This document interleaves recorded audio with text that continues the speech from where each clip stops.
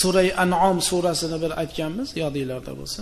Surah An'om daf'atan bitta sura kechasi nozil bo'lgan ekan. Bo'linmasdan-da, bir oyat, ikki oyat emas, daf'atan bitta sura to'liq nozil bo'lganda Payg'ambarimiz sollallohu alayhi va sallam qo'rqib ketgan ekanlarki, 70 ming farishta birga tushgan ekan haligi sura bilan birga.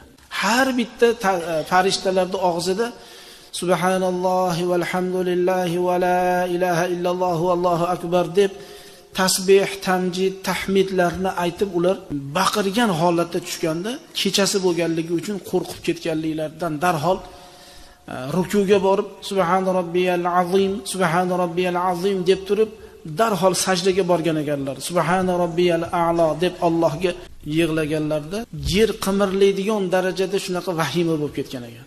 Shunda mana shu sura An'omni olib tushdilar. Payg'ambarimiz sollallohu alayhi va sallam sahobiy kiromlarga o'qib berdilar. Sahobalarga yozib olinglar dedilar. Shu 3 ta oyatni o'zi bitta surani to'liq 3 oyatini sen o'qib qo'y dedilar. Alhamdulillahillazi xalaqas samawati val arda va ja'ala az-zulumati van nur, thumma allazina kafaru bi rabbihim ya'dilun. Huvallazi xalaqakum min taynin thumma qada ajala va ajalun musamma.